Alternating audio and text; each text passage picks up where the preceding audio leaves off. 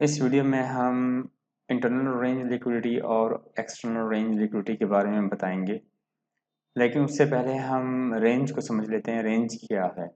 Price की किसी भी डायरेक्शन में बेयरिश हो या बुलिश हो, सिग्निफिकेंट जो मूवमेंट होती है और स्विंग लो और स्विंग हाई के दरमियान होती है, तो उसे हम रेंज कहते हैं। फॉर जो कि जैसे कि मैंने यहाँ पर शो किया है, ये स्विंग लो है, ये स्विंग हाई है और ये पूरी का पूरी एक रेंज है।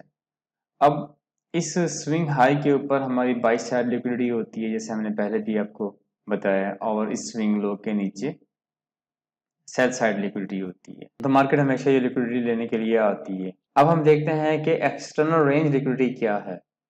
जैसे कि हमने ये रेंज शो की है, इस रेंज के जो पॉइंट्स होते हैं, जो एंड पॉइंट्स होते हैं, यानी ये एक एंड पॉइंट है स्विंग हाई का और दूसरा एंड पॉइंट जो स्विंग लो का है।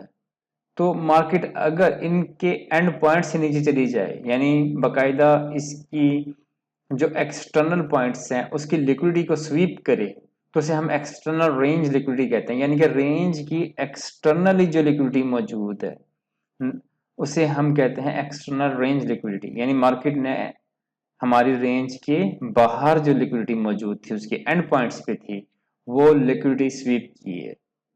तो जैसा कि हमने यहाँ शो किया है कि मार्केट ने ये रेंज बनाई है, उसके बाद मार्केट ऑल द वे नीचे गई है और ये जिसका आखिरी पॉइंट था, इसके नीचे जाके जो इस जगह पे सेल साइड लिक्विडिटी थी वो स्वीप हो गई है।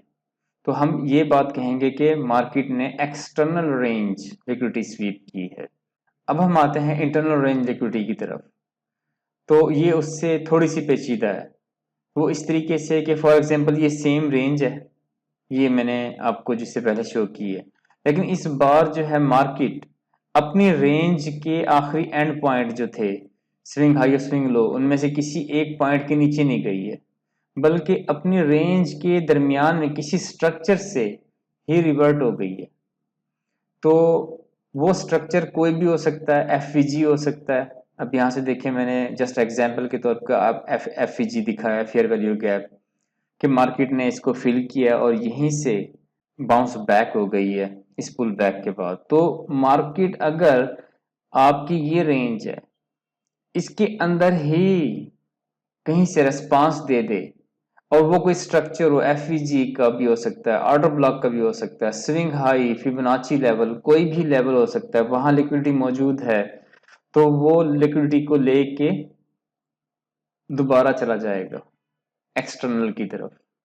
तो लेकिन ये लिक्विडिटी को हम कहेंगे इंटरनल रेंज, यानी कि रेंज के अंदरूनी साइड पर ये बेसिकली लिक्विडिटी मौजूद थी। तो अब होपफुली आपको ये तो आइडिया हो गया होगा कि एक्सटर्नल रेंज एंड पॉइंट्स पर, और रेंज के जो अंदर होगी उसे इंटरनल रेंज लिक्विडिटी कहेंगे। तो मार्केट क्या करती है, अल्टरनेट सीक्वेंस पे चलती है। इंटरनल रेंज लिक्विडिटी लेगी, फिर उसके बाद एक्सटर्नल पे आएगी, फिर इंटरनल पे आएगी, फिर एक्सटर्नल पे आएगी। इस तरीके से लिक्विडिटी लेती है। वो ऐसा नहीं करती कि मिसाल के तौर पे पहले एक्सटर्नल लिया, फिर उसके बाद फिर दोबारा एक्सटर्नल लिक्विडिटी ली है। तो मार्केट की ये इस तरह वर्क नहीं करती। तो जैसा कि मैंने यहाँ पर शो किया है कि ये रेंज 1 है, तो उसके बाद रेंज 2 ने इस रेंज 1 की एक्सटर्नल लिक्विडिटी स्वीप की है, देखिए से नीचे चली गई है इस पॉइंट पर। उसके बाद ये रेंज 2 बन चुकी है। अब क्योंकि मार्केट की ये इस रेंज ने एक्सटर्नल लिक्विडिटी स्वीप की है, अब मार्केट क्या करेगी, जो करंट रेंज है, ये रेंज 2 है, इसकी इंटरनल लिक्विडिटी स्वीप हुई है। यानी अब यहां पर नहीं पहुंची है मार्केट, सिर्फ इंटरनल ही रही है। उसके बाद मार्केट ने फिर दोबारा क्या किया है, रेंज 3 जो हमारी करंट है उसकी एक्सटर्नल लिक्विडिटी स्वीप की है। तो इस तरीके से आपको मजीद आइडिया क्लियर हो गया होगा। अब हम ओरिजिनल चार्ट पर जाते हैं और अपने इस नॉलेज को अप्लाई करके देखते हैं कि ये किस तरह काम कर रही है। तो ये GBP USD का 4H का चार्ट है। तो इसमें हम देखते हैं कि मार्केट ने कैसे मूव किया है और एक्सटर्नल और इंटरनल रेंज को मार्क करते हैं। तो अगर आप यहाँ से देखें कि ये सबसे पहले पहली रेंज है मार्केट की, तो अब अगर ये रेंज है तो मार्केट ने क्या किया है कि ये दूसरी रेंज बनाई है।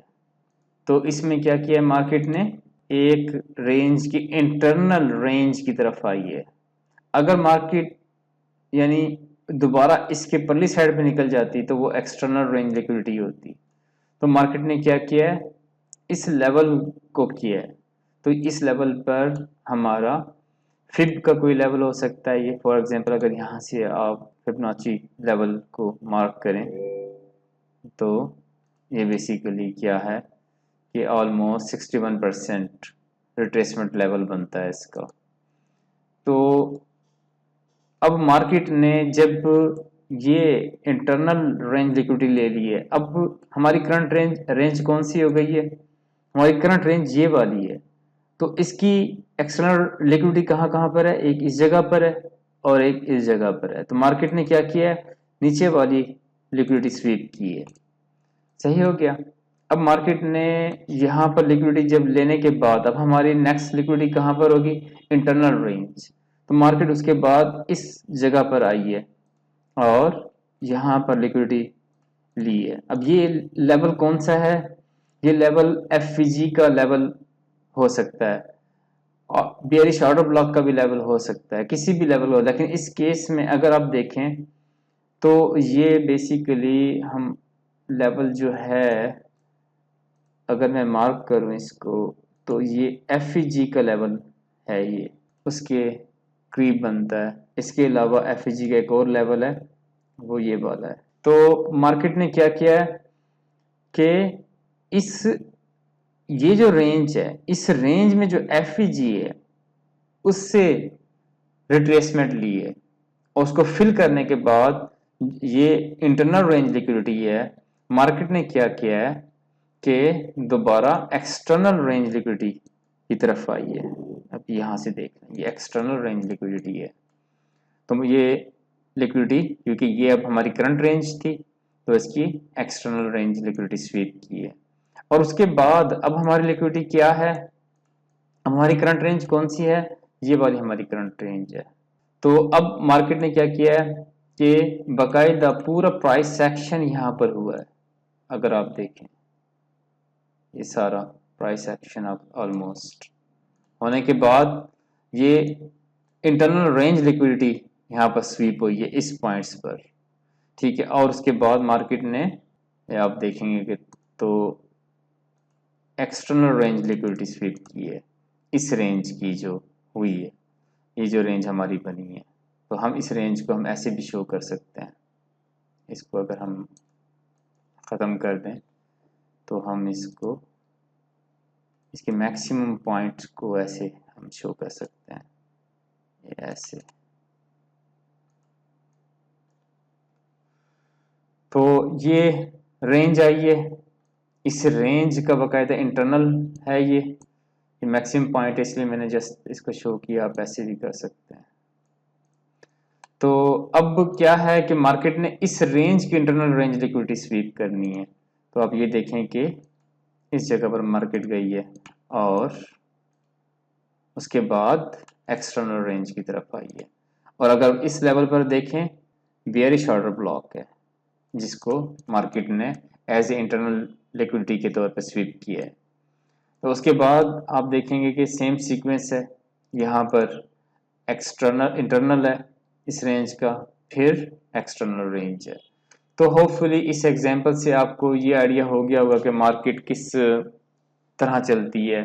तो आप इसको चार्ट पे अच्छे तरीके से प्रैक्टिस करें। जो जो आप प्रैक्टिस करेंगे आपको और ज़्यादा आइडिया होगा कि किस तरीके से हमने रेंज को आइडेंटिफाई करना है और कौन से वो एरियाज आइडेंटिफाई करने हैं जहां पर एफईजी बना है, प्राइस ने बाकायदा रिएक्शन दिया है as a internal range liquidity के तौर पे।